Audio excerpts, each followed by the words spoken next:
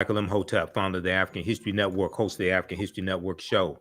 I'm a talk show host, researcher, lecture writer, and historian. So it is Monday, December 4th, 2023, and I'm here with a very special guest who's no stranger to the African History Network show, Sista Nubia Wardford, who's an archaeologist from here in Detroit. Hotep, Sista Nubia, how you doing today?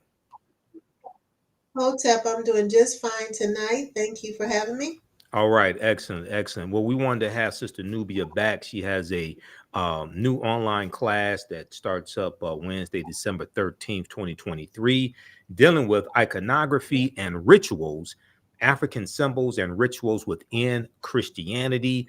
I've seen one of the sister's presentations in person dealing with the African influence on Christianity and the iconography, etc. Her presentation is fantastic.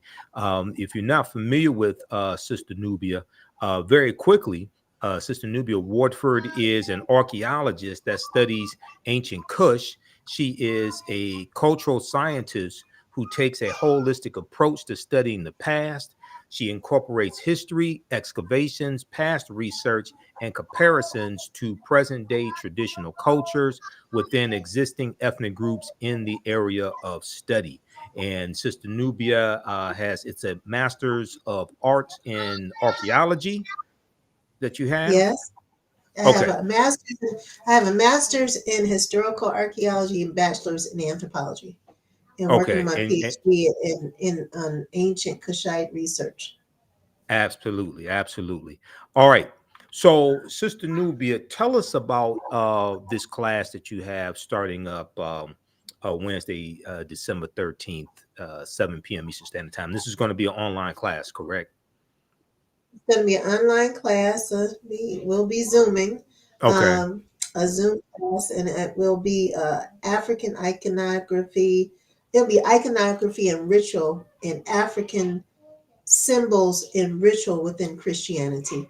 It's going to be a packed class, just sharing what symbols have been, lack of a better word, borrowed into the Christian religion, in the ritual and the service, even the way the churches are built. That is built on African symbols in spiritual systems. Really? Okay. And I've studied some of this history myself. And, one of our mutual friends, Tony Browder, deals with this type of information, like in Nile Valley Contributions to Civilization. So, explain to people, there's so many misconceptions, so many misinformation out dealing with Christianity, dealing with African history, people not understanding the African influence on Christianity. So, give us some insight into this topic. Give people a preview of what they're in store for in this class. Well, we're gonna start with one of the basic chants, or what people say after a prayer, affirmation, which is Amen. We're going to Hmm. talk about where Amen came from. The Amen it came from Sudan, where that spiritual system came from. We're going to talk about the symbols on the church, the steeple, which represents many different things, the different trees that were once forested along the Nile River, and Right. we'll talk about the outfit of the Pope. We'll talk about the ritual, the Easter ritual, which was embedded with so many different African symbols. We'll talk the story of Osset Heru and Osir, which we'll Right. talk about that. We'll talk about many other things that just lets people understand that the origins of this history of the church is just founded on African spiritual systems, and it has been borrowed by the usurpers of those different regions, in order that the people not see themselves within the religion and see other people within the religion. And the spiritual system is still the same. It's still the same, actually. It's just they've changed Right. the face of it. Okay, so let's for now, whenever I do, whenever I speak, and you've heard me say this before, and I know I may say some things that are outside the circumference of people's awareness, and I learned this from one of my teachers, Dr. Ray Hagins. You know, I usually I usually tell people just because you know everything that you know about what you know does not mean you know everything there is to know about what you know. There's still things that exist outside the circumference of your own awareness. And I've studied the history of Christmas, the origins of Christmas, the connections between Asar, Aset, and Heru, who the Greeks called Osiris, Isis, and Horus, Heru being born on December 25th. I've read Christianity Before Christ by Dr. John G. Jackson, The World's 16 Crucified Saviors by Kersey Graves. So when we look at this type of information and we understand the origin, the source, the original, we can see where the influences, the influences that make up the influences in Christianity, we can see how those relate directly to Africa. We know that Christmas is coming up, okay, and December 25th. So talk a little bit about the connection between Christmas, December 25th, the celebration, and like ancient Kemet, Asar, Aset, and Heru, whatever influence you want to deal with. Okay, well, I'll just take it from the Santa Claus aspect. Okay. Um, Okay. Santa Center class. Yep. Claus, Santa Claus is able to do a magic thing. He goes all over the world within an hour, and clocks that happen, all over the world by midnight. He is able to come and go. Well, that goes back to being able to manipulate time. That he's Father Time. Even his name, Mm-hmm. Kris Kringle, a crest and a kringle are navigation tools from a ship. So he takes his sky ship, his sleigh, and he's manipulate time. And that's where we get the nick of time and Saint Nicholas, because it's actually a seer who's able to manipulate time. And even Heru, the birth of, some people say it's the birth of Heru. Some people say it's the birth of Osiris that is being celebrated at that time of year. So these are ancient spiritual traditions that have been altered through time. And so we take a look at this day, which is a very special day. It's one of the longest nights of the year, where Mm-hmm. Osiris is able, or Kris Kringle or Crest Kringle, or Santa Claus is able to take his sleigh and manipulate time in that Right. way. So it really, there's a lot of different dimensions to it as well. Yeah, so December 25th, dealing with the astronomy, you're dealing with Yeah, coming out of the winter solstice. On yeah, December 20th, December 21st, the sun moves into its lowest point in this annual movement throughout the constellations, and it moves. And then December 22nd, 23rd, 24th, you have the sun appears not to move. The sun appears to be dead. This is what solstice yeah. means. So sun stands still, solstice.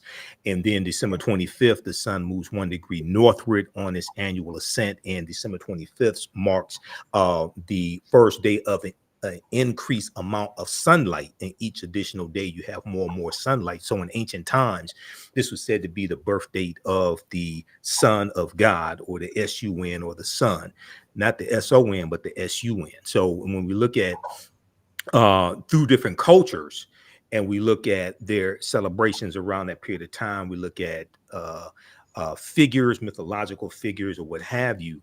Some people call them crucified saviors. Their birth dates are on or around December 25th. So when you start understanding history and how history influences cultures, etc., and cultures influence mythology, then you start seeing where all this comes from, and it starts. And I think studying this type of information cuts down on a whole lot of arguments that people have. Okay, arguments over this religion, that religion, or Christians, some Christians, not all of them, some Christians saying that African stuff is heathen and things like that, right? It's like, wait a second, if you study Well, what all this, go ahead. it's going to be that. Go ahead. There's going to be that, Michael. There's going to be that said because it's so different from the information that people are used to receiving about this time of year. So people are going to come back with that because they're steeped in their belief systems.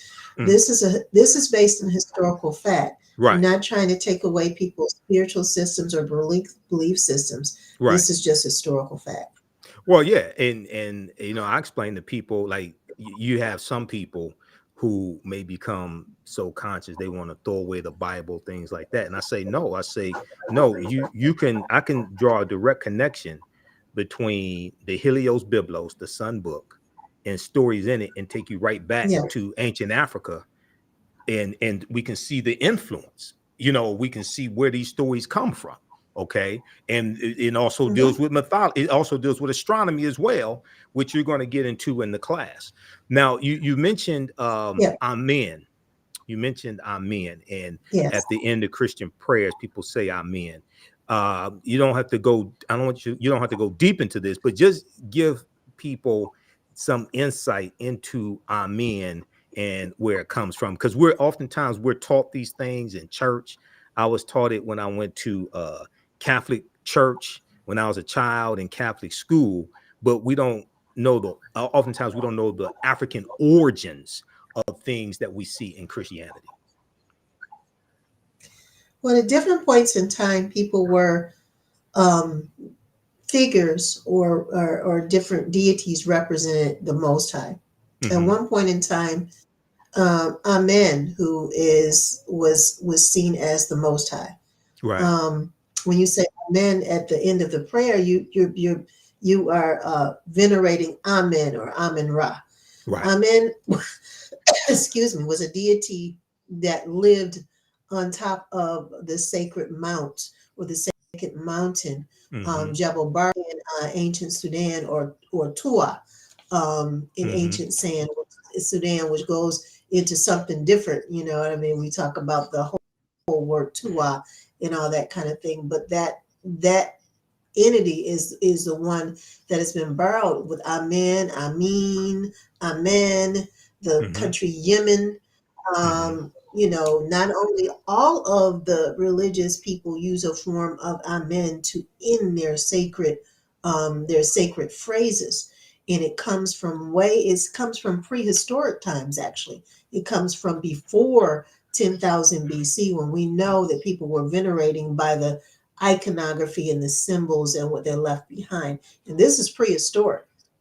Right. And we also know that rolled into Amen is at another time it went to Ra. So it was Amen and Ra. Ra is the son, the first son that was birthed from that was birthed before there was light, and who birthed the son was the Most High Nit, who created the universe and created the stars all around her and created the planets and sieved that into existence, and that's where we get knit or kneading or net, which comes from the word neat or knit, which is the most ancient Most High that was actually represented in the form of a woman. Through with this history, starting with her venerating Osset, who in the original Holy Trinity, or the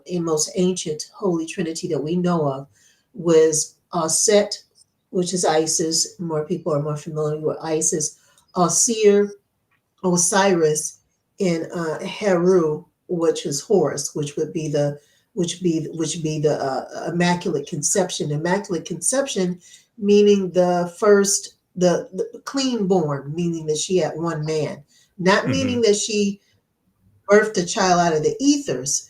It means that she had one man, and it was immaculate, a clean birth, which means that basically that she knew, because she had only dealt with the one man, that was her child.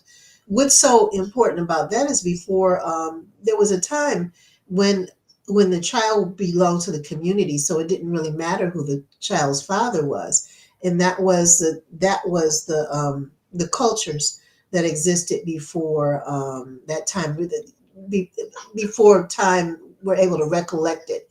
Right. And we know that from the oral history. And we also know that from in ancient Egypt, people weren't concerned about being married.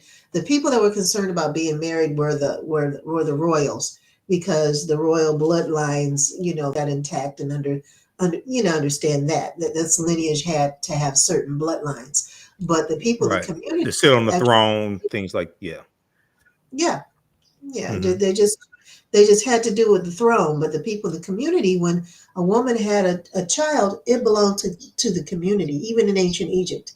And births were divine, and they were done outdoors, and all kinds of things. So many of these things are rolled into Christianity. And to go back um, to Isis, or Osir, Hmm. she becomes really venerated as the Holy Mother. And Right. we call her name is Mary, which means the beloved, which becomes from the beloved land, which is Tarmary. And then Tarmary, Right. somehow, the Holy Mother, which gets separated in the Catholic Church, that does not worship Jesus, they worship the Holy Mother, because the Holy Mother is the Most High to them, the Catholic Church, which represents Isis, Aset, Neat, Sechet, and many other, is rolled into one. And we'll talk about how Paris means house of Isis.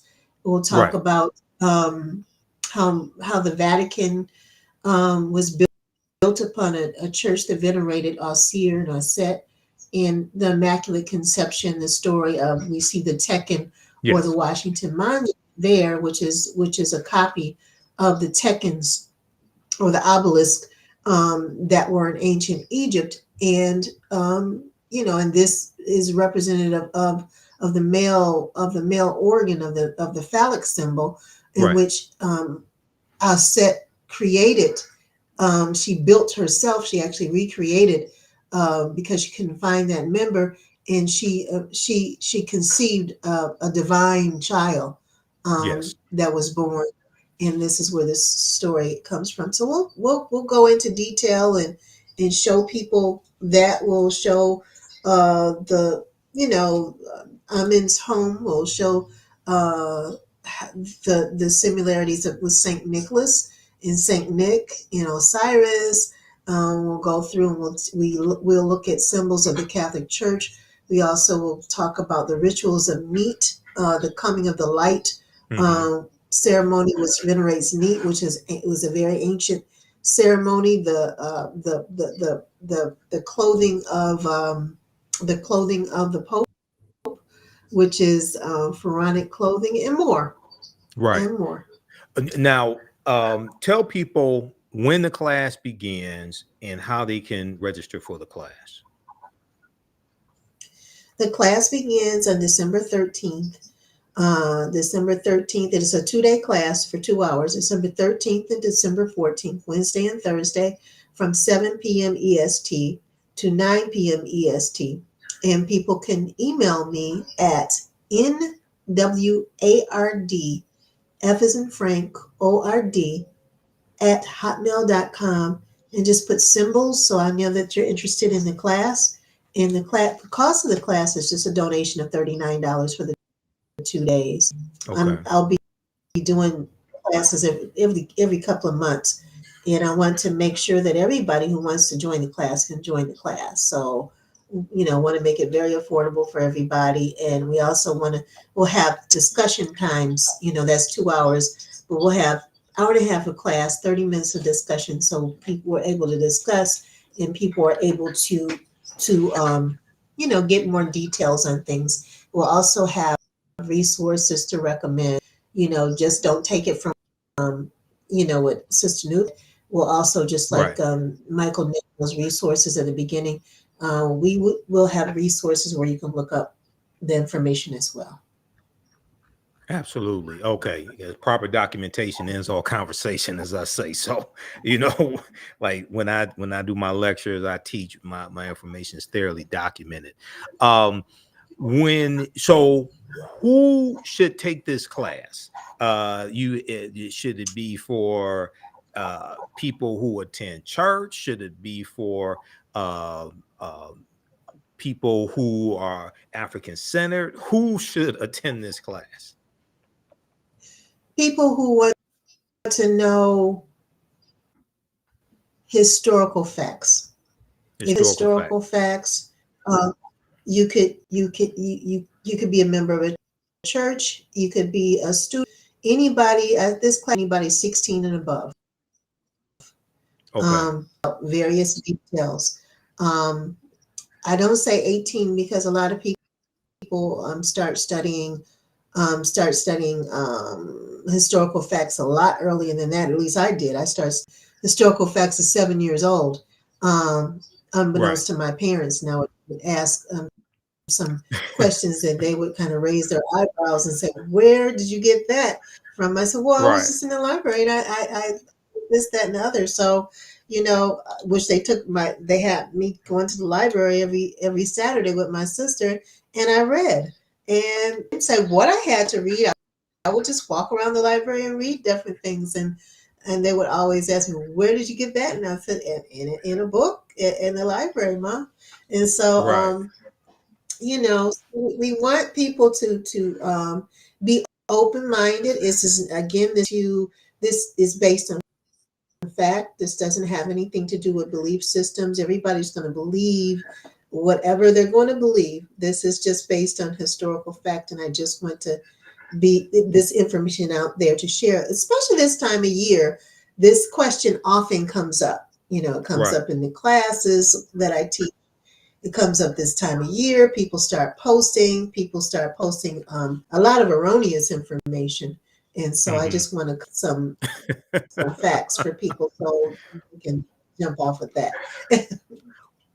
So just curious, this time of year, what questions pop up? What questions do people, what are just a few of the questions that people pose to you like this time of the year? This time of the year, a lot of people say, well, who was birthed December 25th? Why is Okay. December 25th chosen as the holiest of the holy days, right? Hmm. What does Santa Claus have to do with Christmas? What Hmm. does, the same questions come up just about every year. What is special about this day? And you definitely explained it very clearly, that there's an, that this that how can I say this and not give away the whole class, Michael, here? But what I want to share is that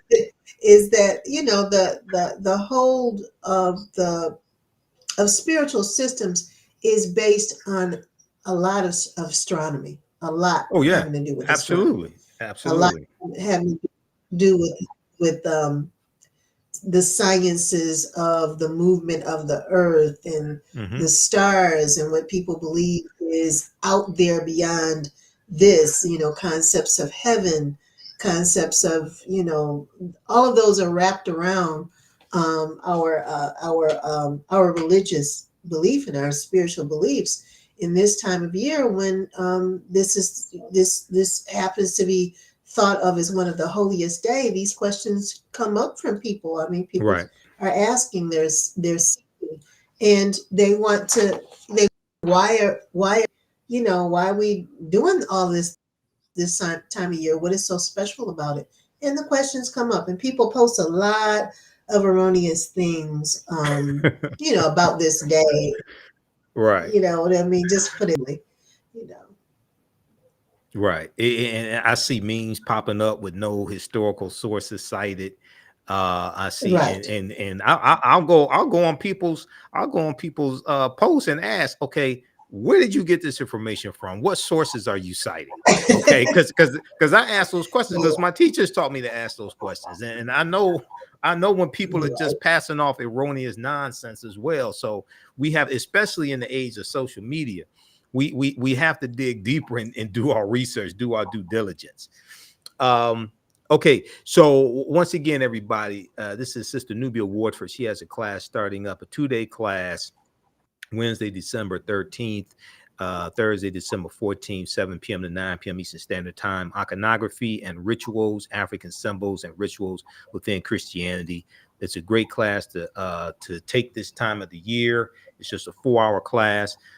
Email her at nwardford@hotmail.com. Wardford, WARDFORD @hotmail.com. And you can put, you said, what'd you say, put in the subject line? Symbols. Symbol. Okay, symbols in the subject line. It's just curious, in your classes, do you reference a symbols dictionary or encyclopedia, anything like that? I was just curious. I do Webster's dictionary sometimes, but Okay. I do the old Webster's dictionary. Okay. You know, they have all of things of that have been seen now as politically incorrect and all that kind of thing, because it really explains the original ideas behind things. And I also try to do languages. We also will talk about the Ethiopian systems as well, and how Okay. how it relates to their belief systems, which has been proven to go back. You know, Tia, which is in Ethiopia, that site is at least 20,000 years old, and that venerates a female Most High as well. So which site is you that? know, we'll try to. Which site is that? Tia, TIYA, and it is a calendar that is seen, one of those astrological calendars that has monoliths, and it points to star systems. And so we know that they were recognizing. Tia could also be assumed to be representing Nut as well, but that's where it is in Tia. And we will talk about the archaeological site that I was on, that venerates Set, and how the rare finds on that site tell about how the Africans in that area saw themselves, and they saw their spiritual systems. It's often said that the people in ancient Nubia and mimicked the Egyptian system, but in some cases it was the other way around, because ancient Kush was older. Yeah, So absolutely. that it started there.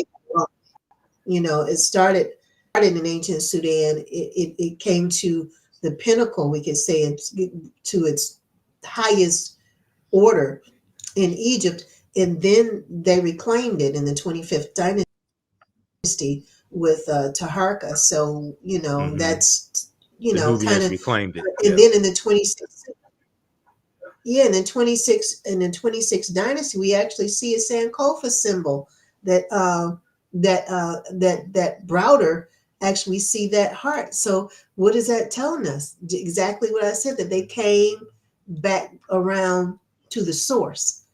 And so they, you know, they realized that. And so, and there we have the proof.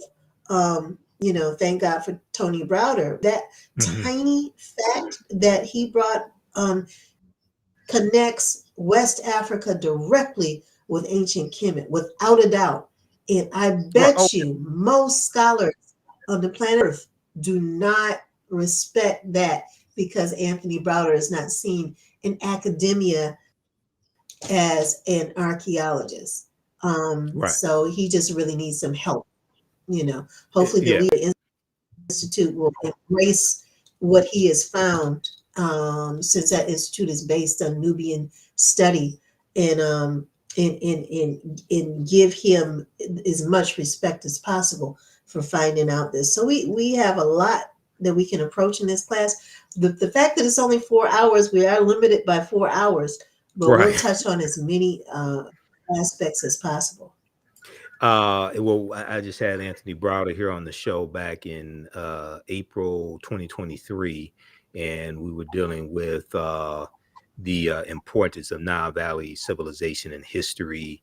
So Browder is brilliant. I need to get him back on the show to talk about the Sankofa symbol. But we know that Africans migrated from the Nile Valley region of Africa into Central Africa into West Africa, and as Africans migrate, Yes, they take their culture with them. They don't forget it.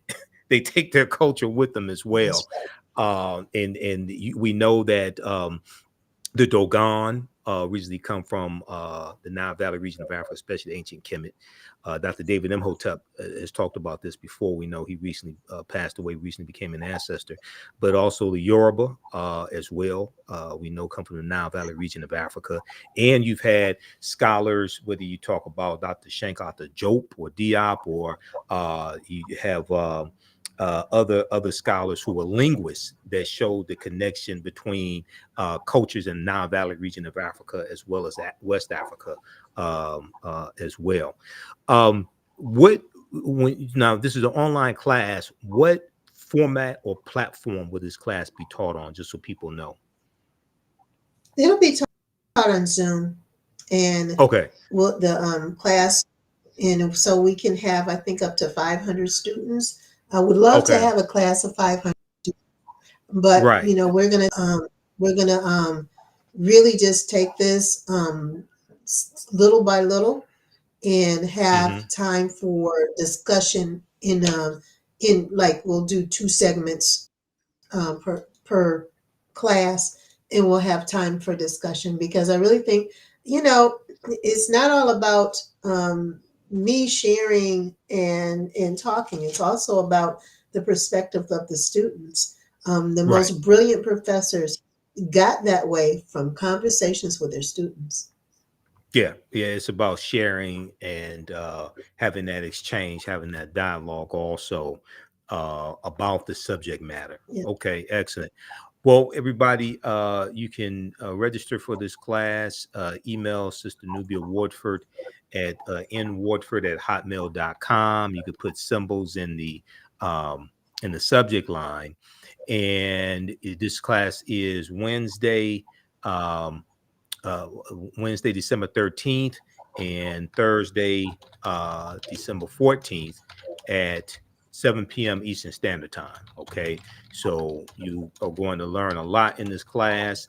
And this is a good time of the year also to study this type of information, because so many people will be talking about Christmas, talking about December 25th, things like that. And a lot of times people, when I deal with, I've studied the whole history of Christmas. I've done extensive lectures dealing with this, and I talk about how we're taught all these things when we're children and we repeat it when we're adults, but most of us are never going to research this history at all either, and where this all comes from. So something like this is extremely important. Okay, any last words before we get out of here, Sister Nubia? Just, I just hope that we approach this class in the most respectful manner as possible. We'll be talking about historical facts again, and join the class December 13th and 14th. You are all welcome. And if you have questions, I will do my best to address them. And I love the discussion. Please come and be ready for discussion points, and it's going to be a very lively class. Okay. All right. Excellent. And just curious now, would the class be archived at all if people miss part of it, anything like that? Can they go back and watch a replay? We will definitely record the class. Okay. It possibly could be used by students that register are able to make one of the days of the class, and we can well. Okay. Excellent. All right. Well, look, Sister Nubia, It's great to talk to you again. And, Kwanzaa is coming up, so I'll see you soon at Kwanzaa celebrations. Yeah. Also, everybody register for a class. You're going to learn a lot. All right, sister. Peace. Hotep. Thanks for coming on today. Okay. Thank you. Bye-bye. All right. All right. Peace. All right, everybody. That was Sister Nubia Wardford. Be sure to follow us here at the African History Network. My Facebook fan page, the African History Network, Michael Imhotep, on YouTube and Instagram. And visit our website, TheAfricanHistoryNetwork.com, TheAfricanHistoryNetwork.com. You can follow us there. And also, I was going to broadcast the African History Network show Sunday night, but I was tired. I'm juggling a lot and juggling my work schedule, so I was tired. I didn't do that, but I knew I was coming on today with Sister Nubia Wardford, and we'll probably broadcast tomorrow, probably broadcast Tuesday. So we got a lot of new stories. You see some of my broadcasts. I posted some clips in the past couple of days of me on Roland Martin Unfiltered when I was on Roland's show Friday, December 1st, 2023. I'm on every Friday, 6 p.m. to 8 p.m. Eastern Standard Time. So we're getting those clips out. And I'm trying to broadcast Tuesday evening. It probably, 8 o'clock, something like that, 8 p.m. Eastern Standard Time. And we're going to start back with the African History Network show Sundays, 9 p.m. Eastern Standard Time. We're going to start back with that this Sunday, December 10th, 2023. So people have been asking when you're going to start back broadcasting live. I just finished teaching one of my online classes, just wrapped up this Saturday. In the second class that I teach, Black resistance movements from the Haitian Revolution, U.S. Civil War, Civil Rights Movement, and Black Power Movement, 1800 to 1968. That class resumes this Sunday, 2 p.m. Eastern Standard Time. Okay, so we have information at our website, TheAfricanHistoryNetwork.com, TheAfricanHistoryNetwork.com about that. And we're going to start back with the African History Network show on Sunday night. I got a bunch of topics already lined up. I'm just putting together the information for them. And one of the main topics I want to discuss is dealing with how African-American churches in Florida are starting to teach Black history classes as a direct result of the Florida Department of Education's new social studies standards. And part of their social studies standards are teaching that African Americans benefited from slavery. Now, many people have seen information about this. You've seen broadcasts that I've done dealing with this as well. But there's a good article from the Washington Post that deals with this. And I've looked at a number of different sources. I watched some videos with the different pastors, but this is just one article right here from the Washington Post that deals with this. Florida, after Florida restricts Black history, churches step up to teach it. After Florida restricts Black history, churches step up to teach it. And this is from September 24, 2023, Brittany Shamus for the Washington Post. And it talks about how African Americans in Florida but across the country, but especially in Florida, are furious at what the Florida Department of Education is doing. And they're talking about the suppression of the teaching of African American history and why it's important, not just for African Americans to understand this history, but Americans in general. Okay.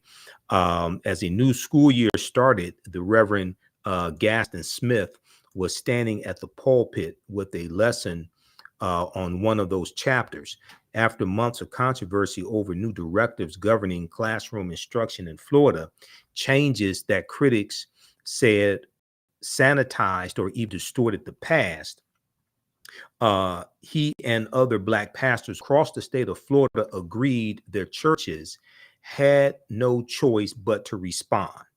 This pastor, Reverend Gaston Smith, and other African American pastors across the state of Florida agreed that their churches had no choice but to respond.